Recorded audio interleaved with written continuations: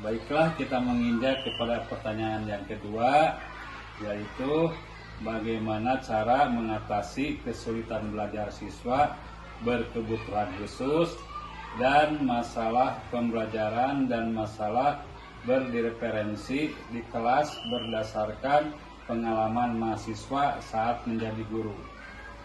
Baik.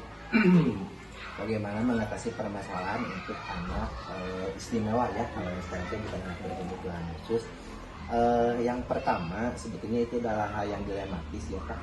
Karena apa? Di satu sisi bahwa kita di sekolah negeri tidak boleh menolak anak berkebutuhan khusus, dan di satu sisi kita tidak mempunyai cukup informasi bagaimana melaksanakan pembelajaran yang terkhusus untuk anak-anak berkebutuhan khusus. Salah satu solusi yang bisa dilakukan adalah kita di awal pembelajaran melakukan asesmen. Kita mengetahui kemampuan anak berkebutuhan khusus itu apa.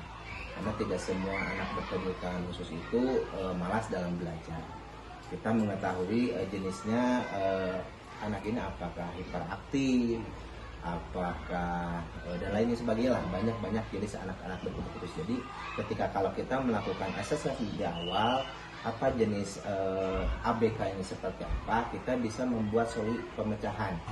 Mungkin kalau seperti untuk anak-anak yang hiperaktif, salah satu menurut dari psikologis bahwa ketika ada salah satu orang anak yang hiperaktif, biarkanlah anak itu aktif sampai anak itu menemukan titik capek. Ketika anak sudah titik capek, dengan sendirinya anak itu akan diam dan duduk di tempatnya. Kemudian kalau anak yang mungkin dalam hal ini kecerdasannya lambat, kita bisa membedakan proses pembelajarannya ketika siswa-siswa yang lain sudah mencapai ke titik bab 3, mungkin anak ini bisa masih di bab 1. Kemudian cara pembelajarannya pun beda, tidak perlu dipisahkan, tetapi kita memberikan kalau memberikan soal-soal yang berbeda disesuaikan dengan kemampuan anak. Makanya pentingnya di awal kita sebagai pendidik melakukan asesmen terhadap anak berkebutuhan khusus tersebut.